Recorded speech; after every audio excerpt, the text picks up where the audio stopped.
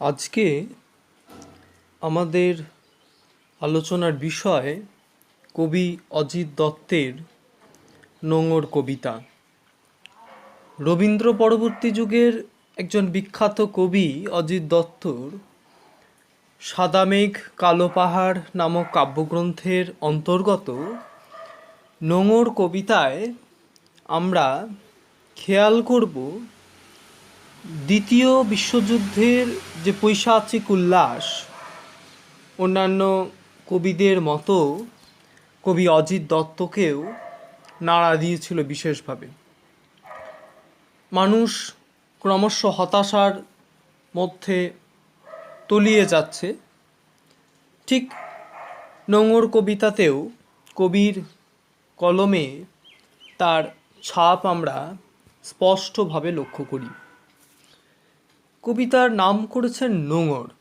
এই নোঙর কি না আমরা জানি, নদীর বা সমুদ্রের তীরে তরী বা জাহাজের বিশেষ প্রয়োজনে বেঁধে রাখা এক লোহার বাঁকানো মোটা বড়শির মতো বস্তু, যেখানে নৌকাকে দড়ি বা কিছু একটা দিয়ে বেঁধে তীরে কোথাও শক্ত খুঁটিতে বেঁধে রাখা হয়, আটকে রাখা হয়, যাতে ওই নদীতে নৌকাটি চলে না, যেটা আমরা দেখেছি। জিনিস নোঙর জানি আমরা। কবিতাটা আমি পড়ি, তাহলে বুঝতে পারবো যে কবির এই নোঙর কবিতার নামকরণ কেন, বা তিনি কেন কবিতা নোঙর নামকরণের মধ্যে দিয়ে কবিতায় কি বলতে চেয়েছেন মূলত। পাড়ি দিতে দূর সিন্ধু পাড়ে নোঙর গিয়েছে পড়ে তটের কিনারে। কবি অজিত দত্ত বহু দূরে সিন্ধু পাড়ে যাত্রার উদ্দেশ্যে পাড়ি দিতে চেয়েছেন, কিন্তু দেখা গেছে কি না, দুর্ভাগ্যবশত তার বাণিজ্য তরীর নোঙর তটের কিনারেই পড়ে গিয়েছে। অর্থাৎ আসলে আমরা এখানে এই কথাটার মধ্যে অজিত দত্ত যেটা বোঝাতে চেয়েছেন সেটা হচ্ছে যে আমাদের মানুষ তার জীবনে পৌঁছাতে চায় কোনো একটি মহৎ লক্ষ্যে, কিন্তু পারিপার্শ্বিক যে বন্ধন তার সে যাত্রাপথে প্রতিবন্ধক হয়ে দাঁড়ায়। এই নোঙর কবিতাটিতেও মানুষের সেই সব চিরকালীন অনুভূতির কথাই কবি ব্যক্ত করেছেন। ওই জন্য বলেছেন, পাড়ি দিতে দূর সিন্ধু পাড়ে নোঙর গিয়েছে পড়ে তটের কিনারে। পরের লাইনে কি বলছেন, সারা রাত মিছে দাঁড় টানি, মিছে দাঁড় টানি। খেয়াল না করার কারণে তিনি কিন্তু সারা রাত মিছে দাঁড় টেনে গিয়েছেন। ফলে তার যে নৌকা, সে নৌকা একটু এগোয়নি। সারা রাত তার যে দাঁড় টানা, সে দাঁড় টানাটি বৃথা হয়ে দাঁড়িয়েছে, কোনো কাজে হয়নি। তারপরে বলছেন কি, জোয়ারের ঢেউগুলি ফুলে ফুলে ওঠে, এতড়িতে মাথা ঠুকে সমুদ্রের দিকে তারা ছোটে। যেহেতু কবির নৌকার নোঙর বাধা পড়ে গেছে, সেহেতু তার নৌকা এগোবে না। তটের কাছে কি দেখা গেছে, যে তটের তথা কূলের কাছেই নোঙর ফেলা অবস্থায় রয়েছে।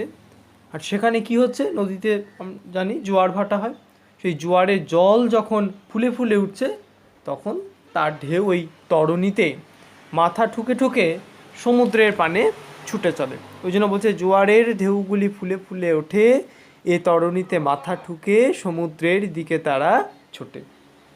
তারপরে দেখব কবি বলছেন, তারপর ভাটার শোষণ স্রোতের প্রবল প্রাণ করে আহরণ। তারপর ভাটার শোষণ স্রোতের প্রবল প্রাণ করে আহরণ। অর্থাৎ কি না, অনিবার্যভাবে জোয়ার যেমন নদীতে এসেছে, ঠিক তেমনই ভাটাও এসেছে। ফলে ভাটাতে যখন জল চলে যায়, তা ভাটার যে টান সেটি তিনি প্রত্যক্ষ করতে পেরেছেন। অর্থাৎ জোয়ারের ফুলে ওঠা প্রাণ যেখানে শোষণ করে নিয়ে যাচ্ছে, সেখানে কি হচ্ছে, কে শোষণ করে নিয়ে যাচ্ছে? ভাটা। বলছে, ওই জন্যই কবি বলছেন, জোয়ার ভাটায় বাধায় তটেরও কাছে আমার বাণিজ্য তরী বাধা পড়ে আছে। জোয়ার আসুক বা ভাটার টান লাগুক, যেটাই ঘটুক না কেন, প্রকৃতপক্ষে কিন্তু কবির বাণিজ্য তরী সমুদ্রের কিনারেই বাধা পড়ে থাকে, অর্থাৎ তার নৌকা একটুকুও এগোয়নি। কেন বললেন কথা কবি? না, সমুদ্রে জোয়ার আসে ভাটা আসে আমরা জানি, সেই জোয়ার ভাটা কিন্তু কবি এখানে একটি বিশেষ মাত্রায় তুলে ধরেছেন। কি সেটা? না, আমাদের জীবন পর্বে, সমগ্র জীবনে কি আজীবন আশা আকাঙ্ক্ষা সমেত যে আমাদের নানান দুঃখ কষ্ট, সেই রকমই কবি এখানে বলতে চেয়েছেন যে আমাদের আজীবন অনেক আশা আকাঙ্ক্ষা থাকে, সেগুলো কি হয় না সঞ্চয় হয় কোথায়? বাণিজ্য তরী।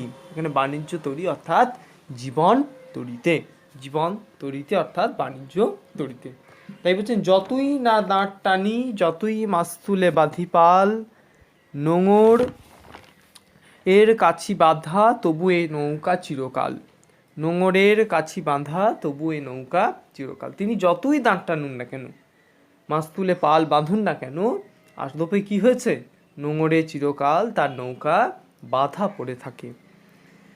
নিস্তব্ধ মুহূর্তগুলি সাগর গর্জনে ওঠে কেঁপে, স্রোতের বিদ্রুপ শুনি প্রতিবার দাঁড়ের নিক্ষেপে। অর্থাৎ হাওয়ার অবসরে যে নিস্তব্ধ মুহূর্ত উপস্থিত হয়, সেগুলি যেন সাগরের গর্জনে কেঁপে ওঠে। তাই বলছেন, যতই তারার দিকে চেয়ে করি দিকের নিশানা, ততই বিরামহীন এই দাঁড় টানা।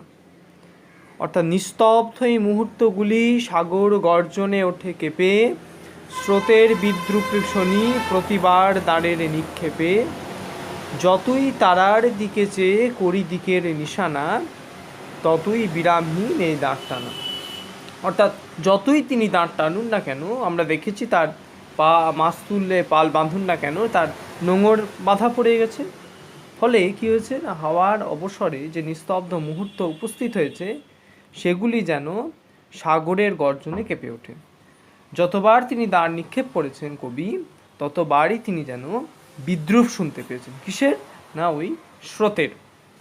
যতবার কবি সেই তারার দিকে নিশানা করে দাঁড় টানার চেষ্টা করেছেন, ততবারই তিনি যেন দাঁড় টানার এক বিরামহীন তার ক্লান্ত হয়ে পড়েছেন। তারপরে বলছে কি না, যতই তারার দিকে চেয়ে করি দিকের নিশানা, ততই বিরামহীন এই দাঁড় টানা। অর্থাৎ তারার দিকে নিশানা করেই কবির সার হয়। প্রকৃতপক্ষে কিন্তু নোঙর তটেতে বাঁধা পড়ে আছে, আমরা দেখেছি গোটা। তাহলে একটানা নৌকার দাঁড় টেনে বিয়ে চলা তার যে এতক্ষণ পরিশ্রম হলো, সেটা পুরোটাই পণ্ডশ্রম। শেষে এসে কবি কি বলছেন? তরি ভরা পণ্য নিয়ে পাড়ি দিতে সপ্ত সিন্ধু পারে, নোঙর কখন জানিন পড়ে গেছে তটের কিনারে।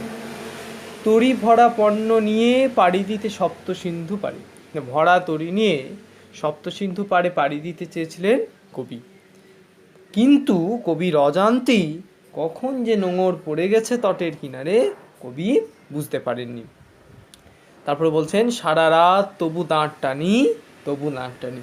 তাই সপ্তসিন্ধু পাড়ি দেওয়ার কবির হয়ে ওঠেনি, কিন্তু কবি সারা রাত দাঁড় টানতেই থেকেছেন। তাহলে এখানে আমরা যেটা পেলাম, বুঝতে পারলাম, কবিতাটার মধ্যে দিয়ে এক গভীর জীবন দর্শন কবি প্রকাশ করেছেন।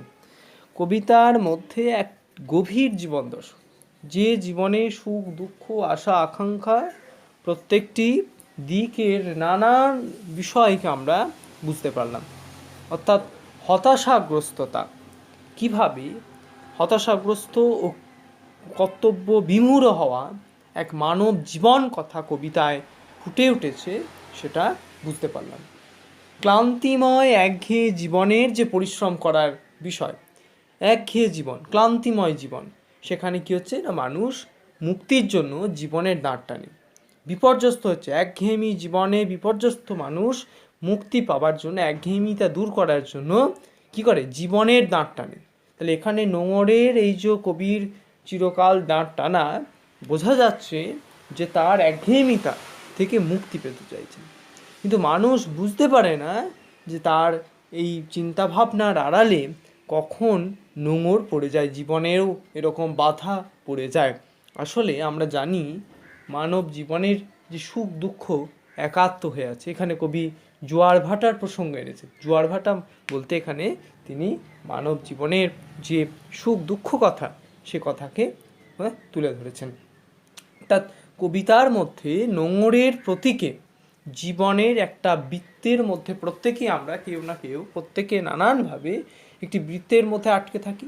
তাহলে কবি অজিত দত্ত তার নোঙর কবিতায় সেই কথা উল্লেখ করেছেন। অর্থাৎ মানুষের যে জীবনের গভীর জীবন দর্শন, আমরা সে কথা পেলাম কবিতার মধ্যে।